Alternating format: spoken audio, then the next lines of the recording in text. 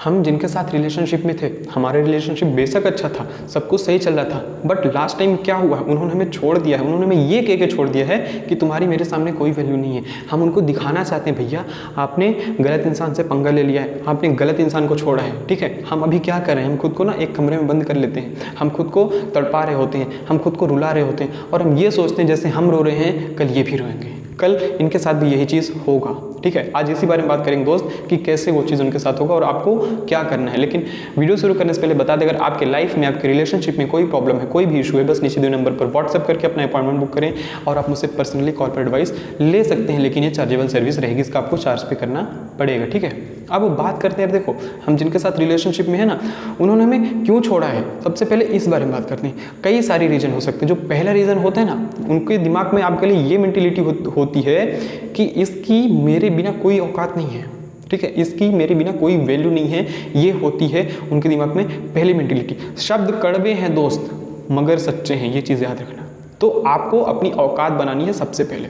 फिर उनके दिमाग में जो दूसरी मेंटेलिटी होती है ना, वो ये सोचने लगते हैं यार इसकी लाइफ में ना ये कभी कुछ कर नहीं पाएगी, ये कभी कुछ कर नहीं पाएगा, हम इसको छोड़ देंगे ना तो ये ऐसे ही रहने वाला है, ये ऐसे ही रहने वाली है। जो तीसरी मेंटेलिटी होती है उनके दिमाग में ये होती है ये कभी भी खुश नहीं रह पाएगा, ये अपनी लाइफ में कुछ बड़ा अचीव नहीं कर पाएगी, अपनी लाइफ में कुछ बड़ा अचीव नहीं कर पाएगी, इसलिए वो आपको छोड़ देते हैं।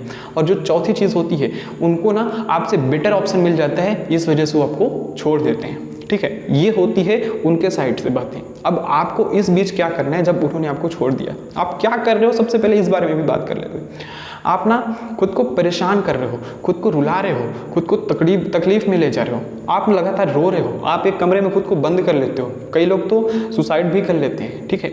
बट यहाँ पे आपको रुकना है, आपको थोड़ा समझना है, आपको उस बंद कमरे से बाहर आना पड़ेगा। आपको ये देखना पड़ेगा मेरी जो दुनिया है ना, मेरे पार्टनर के अलावा भी मेरी बहुत बड़ी दुनिया है। हम अपनी दुनिया में खुद को खुश रख सकते हैं, हम अपनी दुनिया में खुद को इंजॉयफुल रख सकते हैं। जब तक हम खुद को खुश नहीं रखेंगे तब तक उसको जलन नहीं होगी। जैसे आप रो रहे हो, जैसे आप परेशान हो रहे हो, आपको लग रहा होगा कि हमारे रोने से, परेशान होने से उसको फ़र्क पड़ेगा, पूरी ज़िंदगी में नहीं पड़ेगा, पूरी ज़िंदगी में नहीं पड़ेगा उसको फ़र्क। तो थोड़ा सा चीज़ों को समझो, बंद कमरे से बाहर आओ, अपनी सोशल लाइफ को एंजॉय करो, दोस्तों के साथ घूमने जाओ, कई सारी सोशल साइट में पिक्स लगातार अपलोड करो, डेली अपने सोशल साइट में अवेलेबल रहना शुरू कर दो, अपडेट रहना शुरू कर दो, ठीक है। इससे क्या होगा, देखो यार एक चीज़ होता है, जब आपके पार्टनर ना आपको छोड़ देते हैं तो 4-6 महीने बाद या 1 साल बाद वो आपको एक बार ऑब्जर्व करते हैं, देखूँ तो सही इसकी लाइफ में क्या चल रहा है। जब वो आपको देखेंगे आप इतने खुश हो, उन्होंने कभी एक्सपेक्ट नहीं किया होगा कि यार वाकई में ये बंदा इतना खुश हो सकता है, वाकई में ये बंदी इतनी खुश हो सकती है। जिसकी दुनिया कभी मैं हुआ करता था, जिसकी दुनिया कभी मैं हुआ करती थी, उसने आज अपनी दुनिया ही बदल दी। वो इतना खुश कैसे हो सकता है। आपके और उनके ना कुछ कॉमन फ्रेंड्स रहे होंगे, तो आप उनको कभी भी ब्लॉक मत करना, आप उनके टच में रहना, हमेशा टच में रहने की कोशिश करना। जब वो देखेंगे कि यार वाकई में ये लड़की या फिर ये लड़का अपनी लाइफ में कुछ बड़ा कर रहा है, कुछ बड़ा अचीव कर रहा है, कुछ बड़ा गोल है इसका बना लिया उसने, तब वो आपकी बातें उनके पास तक पहुँचाएंगे और वो आपसे बातें करना चाहेंगे। जी हाँ, तब वो आपसे बातें करना चाहेंगे, तब वो आपकी लाइफ में वापस आना चाहेंगे। बट आपको क्या करना है, आपको रुकना नहीं है, आपको झुकना नहीं है, आप वेट नहीं कर रहे हो, अब आप मूव ऑन कर चुके हो।